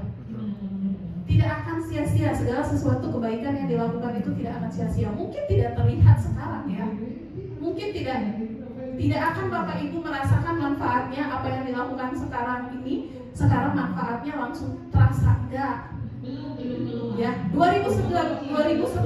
Saya ingat 2011 saya di Nipah Panjang itu jauh sekali, ya. Tidak ada yang tahu Nipah Panjang, tempat yang sangat terpencil. Mohon maaf ya Mister, ya. Yang berasal dari Nipah Panjang. Saya mengajar di Nipah Panjang, kemudian dikuliahkan S2 di Universitas Indonesia yang pada saat itu banyak yang kok kuliah sih, dan bahkan menjudge saya ngapain kuliah S2, ujung-ujungnya balik ke Nipah juga, ya. Ternyata Bapak Ibu nggak ada yang berpikir ketika saya menjadi DJ suara saat ini, kalau gelar saya cuma SPD, orang akan memandang sebelah mata saya. Tetapi ternyata SPD MS itu tuh berpengaruh dan tidak ada memang yang sia-sia, ya. Bapak Ibu percayalah, saat ini Bapak Ibu berada di tempat yang tepat. Next, boleh Bu Mei? Berdampak nih, ya, berdampak. Bukan cuma apa yang kita lakukan ini, pergerakan yang Bapak Ibu lakukan itu tuh hebat untuk diri sendiri. Kata Bu Mei tadi, Ya, Bapak Ibu, ketika Bapak Ibu menjadi seorang duta, yang paling penting adalah ada nggak dampaknya untuk orang di sekitar? Bukan masalah dampak, oh terus dia jadi terkenal ya, oh bukan itu aja. Ya itu ada juga pasti, ya namanya branding Bapak Ibu. Bapak Ibu ada yang sudah duta ini, ya. Kemudian ditambah lagi duta guru cinta bangga paham rupiah, tambahkan di media sosial, itu branding ya. Tetapi bukan cuma itu, tetapi ketika sudah menjadi duta CBP rupiah, apa yang dampak yang bisa Bapak Ibu berikan? Di sekitar dulu nih, di sekolahnya, ya. Nanti naik lagi ke kabupaten, nanti siapa tahu diajak di provinsi. Bapak Ibu bisa, saat ini sebenarnya Bapak Ibu bisa membentuk komunitas cinta bangga paham rupiah. Bapak Ibu bisa melakukan hal-hal baik ya. Sudah ada 10 orang yang bisa membentuk komunitas dan itu luar biasa. Itu artinya membawakan dampak yang luar biasa untuk provinsi Jambi. Ya, iya kan? Ini Bapak Ibu bisa loh memulai. Silakan inisiasi. Dampak dimulai dari tindakan kecil yang dilakukan secara konsisten. Saya kasih analoginya adalah seperti ripple effect. Ya, ketika ada air nih dilempar batu, padahal yang dilempar satu, tetapi sekitarnya akan ikut beriak. Ya, artinya ketika Bapak Ibu adalah batu itu, Bapak Ibu dilemparkan ke air, tuh. Kalau misalnya ternyata batu itu langsung tenggelam ke bawah, itu salah siapa? Salah batunya. Keberatan. Ada kayak gitu. Ada kayak gitu. Ada nggak yang ketika Bapak Ibu dilempar, ketika batu itu dilempar, ketika Bapak Ibu sudah diseleksi, kan kemudian Bapak Ibu sudah menjadi duta nih, ternyata kembali ke tempat asalnya itu tuh nggak ada ngapa-ngapain, nggak ada dampaknya sama sekali. Ada banyak Bapak Ibu, banyak ya. Tapi kita berharap Bapak Ibu tidak seperti itu. Tetap Bapak Ibu tetap memberikan efek dan dampak bagi sekitarnya. Itu yang kita harapkan. Karena menginspirasi itu lebih kuat daripada menggurui. Orang nggak suka diguruin, ya. Kalau Bapak Ibu di rumah aja disuruh kerja aja males, ya. Tetapi kalau Bapak Ibu melihat orang yang bekerja, Bapak Ibu mau ikut kerja kan? Walaupun pertamanya karena segan, ya. Dulu kita masih anak-anak, kita diperintah sama orang tua kita untuk bersih-bersih. Males ya. Tapi ketika kita melihat ibu kita sudah mulai bersih-bersih, kita ikutan. Ibu kita menjadi inspirasi kita untuk kita bergerak. Itu Bapak Ibu. Lebih baik Bapak Ibu menjadi seorang inspirator walaupun sudah nih ya, tapi nanti tentang cinta bangga paham rupiah dulu. Oke, daripada Bapak Ibu menggurui. Nah, selanjutnya keteladanan lebih membekas daripada ceramah nih. Pak Kemas sendiri paling tahu lah guru agama, ya Pak ya, bahwa ketika kita memberikan teladan, disiplin waktu, ya itu dilihat sama anak-anak didik, itu lebih membekas daripada cuman kamu harus titik-titik, ya itu. Oke, Bapak Ibu, ada beberapa foto di situ. Ketika saya menjadi duta, tapi ini ketika membuat aplikasi, kemudian itu di sekolah, kemudian ini menjadi fasilitator guru penggerak. Artinya kita nggak sendirian untuk bergerak, kita nggak hebat sendiri, Bapak Ibu. Saya yakin di sini udah banyak sekali teman-temannya Bapak Ibu, rekan-rekan jaringan networking se-Indonesia, se-Malaysia, se-Asia Tenggara ya. Mister itu udah kemana-mana ya. Tapi Bapak Ibu pastikan itu dimulai dari kita sendiri dampaknya. Dampak itu akan meluas kemana-mana. Oke, next, Bu Mel, berbagi. Jangan biarkan kelasmu kepenuhan. Ada nggak orang yang sombong? Ada. Ketika sudah naik di atas, itu udah pintar sendiri aja. Ya, pastikan Bapak Ibu berbagi praktik baik, membangun jaring, saling menguatkan. Gak usah takut ditiru, gak usah takut. Saya naik karena satu konten, Bu Bella paling tahu konten creator ya. Karena satu konten pendidikan saya bisa naik, terus saya nggak mau orang lain meniru ide saya. Enggak. Bapak Ibu nanti akan membuat konten ya. Video nanti akan dalam bentuk reels kan? Iya. Videonya tadi kita lihat dalam bentuk reels ya. Bawaan orang kan beda-beda. pembawaan, penyampaian, ilmu yang diterima, ya. Pastikan Bapak Ibu memahami, tetapi tidak akan berhasil ketika Bapak Ibu hanya punya sedikit pemahaman tentang cinta, bangga, paham, rupiah. Weh, kalau Bapak Ibu sudah ngelotok hebat banget, kayak Pak Dirman tadi sudah hafal emisi 2022, terus apalagi tadi di konferensi apa Pak? Nah itu artinya Bapak Ibu sudah paham. Sekarang apakah Bapak Ibu cuma paham tentang CBP rupiah itu tuh cinta adalah ini, bangga adalah ini, paham adalah ini? Apakah cuma sebatas itu? Tidak ya, ada banyak, ada sejarahnya, ya, ada tentang bank sentral tadi. Apa itu bank sentral? Di grup diberikan materi nggak? Slide-slide gitu. Ada PDF materi-materi. Apa saja? Cuma slide. Iya. Udah. Slide yang tampil tadi. Kita nanti minta dong dari Mbak Uta deh. Slide. Iya, tapi cuma satu ini. Ya, tapi paling tidak kita yang mengembangkan, Mbak. Iya, iya. Karena banyak Bapak Ibu banyak sekali sejarah. Kemudian apa lagi? Alat pembayaran. Terus? Ada 3, Bank sentral, alat pembayaran, sama CBP rupiah. Bank sentral itu apa?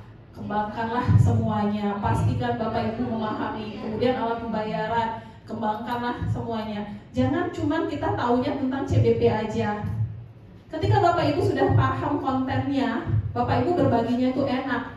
Bapak Ibu ketika ingin menyampaikan sesuatu, kalau nggak tahu apa-apa gimana?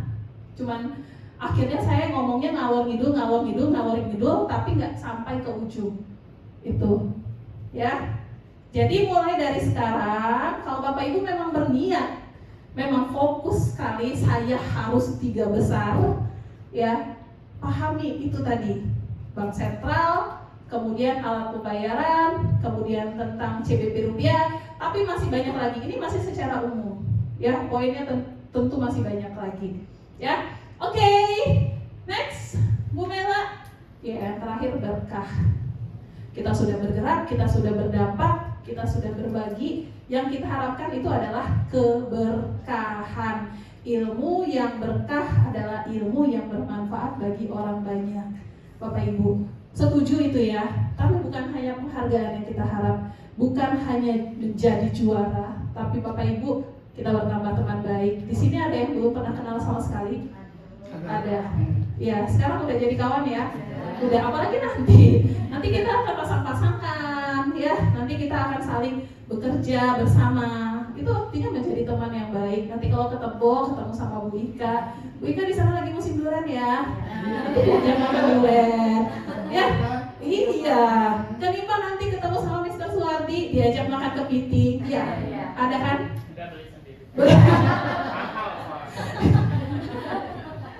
Ini adalah teman yang perhitungan ya. Kemudian pertama, kesempatan belajar. Pastikan dari setiap speaker yang berbicara di depan Bapak Ibu itu ada satu hal yang Bapak Ibu pelajari. Mungkin dari 10 ilmu itu Bapak Ibu sudah tahu 9. Tapi ada satu ilmu, oh iya ya, ternyata ini, jadilah. Ya, jadilah. Jangan anggap orang yang berdiri di depan Bapak Ibu itu adalah aku sudah tahu kok. Ya, PPT sekali, ya. Sementara kita diajarkan untuk PPP, ya.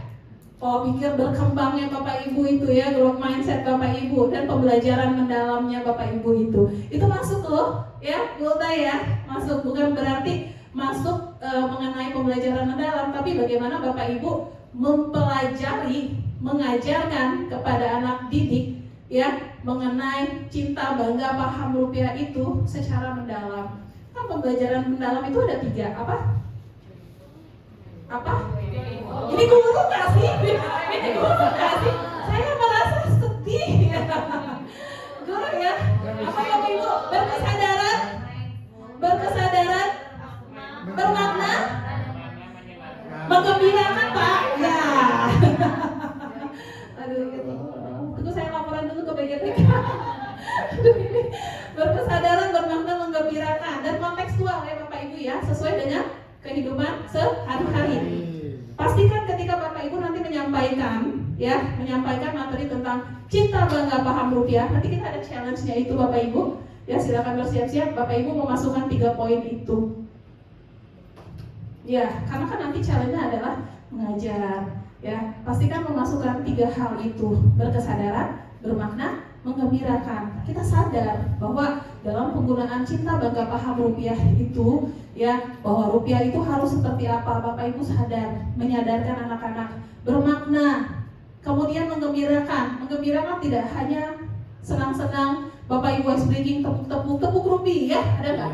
Nggak ada ya, nggak ada tepuk rupiah, duit, enggak ya, enggak. Tapi ketika Bapak Ibu ingin menyampaikan kepada anak-anak mengenai cinta bangga paham rupiah dengan menggunakan pembelajaran mendalam, tekniknya tadi berkesadaran, bermakna, menggembirakan dan kontekstual, Bapak Ibu menyampaikan bahwa oh ini harus seperti ini. Anak-anak harus tahu penggunaan rupiah itu seperti apa dan apa yang bisa mereka lakukan di rumah. Itu kan ya, itu konsepnya ya. Termasuklah ketika menggembirakannya. Oke, sudah terbayang ya? Sudah. Baik, next Ibu Mei. Habis ya. Baik, Bapak Ibu yang berbahagia, selesai sharing session maksudnya. Tapi kita masih ada waktu sampai pukul 5. Tapi kita istirahat nggak ya? Jam berapa istirahat sholat asar? Ada di situ. Nanti ketika sholat asar 3:30 ya mungkin ya sholat asar, nanti kita akan istirahat. Mengantuk ya, ini karena apa? Kurang tidur. Ini di sini dingin. Ya, baik, biar tidak kedinginan ya, kita ada permainan. Boleh Mei? Silakan kita lanjut ke permainan sikut sakit sikat. Yo, tepuk tangan untuk kita semua. Terima kasih, menginspirasi sekali Bu Dona. Ya, bertransformasi dari guru menjadi bidesara. Ternyata bermanfaat ya S2-nya, sudah lebih percaya diri. Ya. Oke, jadi mengembangkan diri ini juga nih Pak Dona. Kadang-kadang guru yang di daerah itu untuk apa sih S2? Ya. Walaupun tidak menjadi wideswara seperti Betul. Ibu Dona, saya juga guru yang menyandang beban itu. Kan tadinya saya kira beban S2 ini karena saya kan informasinya satu nih menjadi seorang guru, dan bertahun-tahun kemudian setelah mengabdi di daerah, tahu-tahu ada lowongan di universitas terbuka. Jadi sembari menjadi guru juga memanfaatkan ilmunya Menjadi tutor ya, menjadi tutor. Dan kalaupun tidak menjadi tutor, ya kenapa ya orang-orang hanya bisa berkomentar saja. Toh dengan standar pendidikan S1 kita bisa jauh lebih tinggi, apalagi Pak Dona di beasiswa ya sampai ke UI. Itu kan tidak ada ruginya, malah untungnya dengan kita. Jadi let them teori, biarkan mereka orang lain berkomentar, kita jalan dengan jalan kita. Oke. Oke. Ini seperti kelas motivasi ya. Oke, kita ke ice breaking. Ya, ini berpasangan ini tadi kemana ya? Izin Kita kita. tunggu atau gimana ini soalnya berpasangan? Boleh nanti kita tunggu aja. Silakan berdiri Bapak Ibu semuanya. Kita mau sikut sakit dan sikat nih ya. Nah, ini Saling lagi ke toilet. Pasangannya seperti apa nih? Dua. Ya sama Uta dulu deh. Sama Uta ya, sama Ya. Uta. Jadi kita akan Wow, Pak Firman belum. Latihan kecepatan tangan. Sepertinya ada permen di masing-masing deh. Ini Oh, sudah habis ini ya? udah dibacain jambi-jambi. Oh gitu. Tolong sepeda rupanya Oh ya udah yang itu ini kurang. Oke. Jadi Oke. permennya silakan dijarak di tengah. Kalau saya bilang sakit itu pegang perut. Sakit, pegang perut. Kalau saya bilang sikut itu pegang siku. Pegang siku. Kalau saya bilang sikat baru ambil. Kalau sakit tadi apa? Sakit pegang perut. Sakit. Sakit pegang perut. Sikat. Tapi kalau pegang sikut dan pegang sikut. Oke. Sakit. Belum, kami beres dulu. Ya, hati-hati. Ya, yang hati-hati. Oh, jadi di sini ada bumil kita. Hati-hati ya Bu ya, jangan perutnya, bukan perutnya Ibu Ika ya Bu. Oke, testing. Sakit. Sakit. Sikut. Sikut. Sikut. Masih siku. Sakit. Sakit. Sikut. Sakit. Sakit. Sakit. Sakit. Sikut. Sikat. Siapa yang benar? Oke, silakan tepuk tangan. Kembali dulu. Boleh sebelum saya elaborasi apa sih makna icebreaking ini, karena kita tuh setiap detiknya bermakna. Jadi icebreaking nggak ada maknanya. Ada yang mau kira-kira menebak apa sih makna dari sikut, sikat, sakit ini dan kayak Silakan, coba yang berani menyampaikan. Ada yang sudah ketemu jawabannya. Ya. Apa sih maknanya? Apa kaitannya dengan sikat-sikatan dengan duta? Iya. Jujur. Ibu Sikat! Karena sikut, kami udah mainan tadi. Gak ada yang berani? Karena ibu ikan gini-gini tadi. Oh Kita enggak. mau menebak. Ya udah deh, kita tunjuk aja kalau begitu. Siapa? Siapa? 1, 2, 3, 4. Nomor 4 dari kanan. 1, 2, 3. Terserah siapa. Pak Fadia. Ya, Gimana ya, silakan. Fadia? Ini aja. Sikat, sikut, sakit. Maknanya kira-kira games tadi dengan kaitan kita sebagai duta CBP rupiah 2026. Oke, menurut saya dengan icebreaking sikut, sikat, dan sakit itu dalam CBP rupiah, di dalam sikut itu kita bisa memahami bahwa rupiah itu ada di sekitar kita. Kalau sakit kita bisa sebagai duta guru CBP rupiah itu bisa mengobati dari sakit rupiahnya itu yang melonjak ke bawah. Nah, kita sebagai duta ini apa namanya itu meroket gitu rupiahnya. Dan mengatasi deflasi. ya. Dan terakhir itu sikat. Nah, sebagai duta guru kita harus sikat gitu. Sebagai duta guru gitu. Boleh kita Jangan menyerah. memahami rupiah sebagai simbol kedaulatan kita dan lain sebagainya. Kamu sedikit maksa ya. Iya, walaupun cocok logi. Cocok logi. Malah semuanya dia definisikan. Saya mendefinisikan hanya satu mengaitkan yang sikat, sikut, sakit tadi. Saya teringat dengan rekan dari Malaysia ketika di Seoul. Jadi saya membawa program mengenalkan wayang. Nah, ada teman dari Malaysia, itu dia membawa wayang juga untuk mengenalkan program. Ini wayang ini saya banggakan ini dari Indonesia. Tahu rekan Malaysia, dia mengatakan wayang itu dari Malaysia. Nah, apakah saya sebagai duta di sana harus ikut-ikut? Oh no, kamu mengklaim budaya kan tidak ya. Menjadi duta itu menangnya tidak sikut-sikutan. Tapi bagaimana kita mendengarkan? Saya mendengarkan dulu. Oh kenapa dia mengklaim wayang ini sebagai budaya dia? Dia juga membuat program mengenalkan burung kakak tua. Burung kakak tua. Dibilang itu dari Malaysia. Oh, ya gitu ya. Dan dengan bangga mengenalkan lagu dari Malaysia begitu ya. Jadi ketika menghadapi seperti itu, menjadi seorang duta bukan saling menyalahkan, tapi kita mendengarkan dia dulu. Kemudian di detik berikutnya, di menit berikutnya, baru setelah mendengarkan kan kalau manusia itu secara psikologis sesudah dia didengarkan, dia akan memberikan kita ruang. Jadi dia akan banyak berbicara dulu, dia mengatakan, oh ternyata Malaysia ini budayanya tidak seperti kita yang kaya banyak sekali, ada dari Jawa, dari Sulawesi yang berbeda-beda. Mereka kan akarnya Melayu. Jadi memang ada pendatang ketika itu mengenalkan wayang di sana. Tapi ternyata dari mana coba wayang? Benarkah dari Malaysia? Dari Indonesia dong. Dari Indonesia. Kenapa bisa seyakin itu? Datanya dari mana? Dari Kenapa UNESCO. bisa yakin? Iya betul Bu Dona. Jadi dari UNESCO sejak tahun 2023 wayang itu diakui sebagai warisan kebudayaan Indonesia. Dan pelan-pelan saya temuinlah teman Malaysia. Ternyata yang diakui dari Indonesia. Tapi dengan pakai cara tidak boleh kita sikut-sikutan, tidak boleh kita apalagi sikat-sikatan. apalagi sikat-sikatan.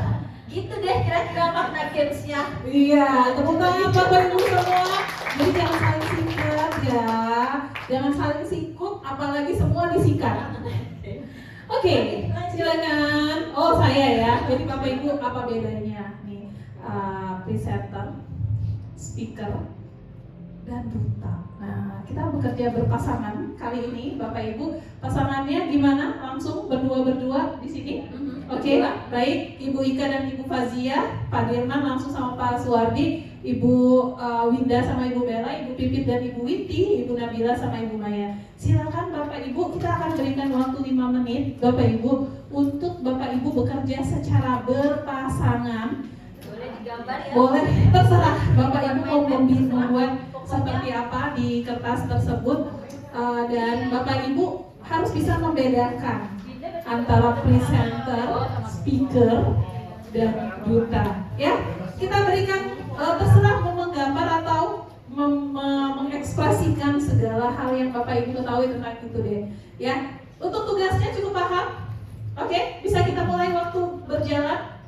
Bisa? 5 menit aja. Oke, silakan. Baik, 5 menit dari sekarang ya. Kita di pukul berapa nih? Kita pukul berapa? 14.45. Berarti kita akan selesai di pukul 14.50. Silakan.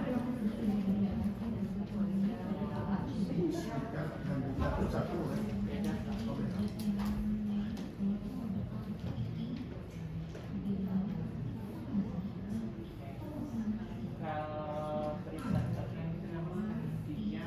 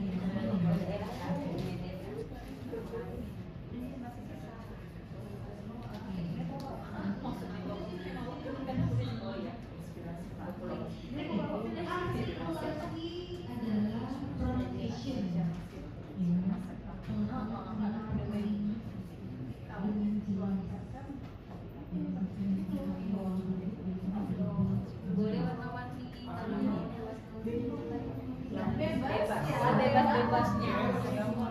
Jangan terlalu banyak berpikir, waktunya habis. Iya, tiba-tiba tidak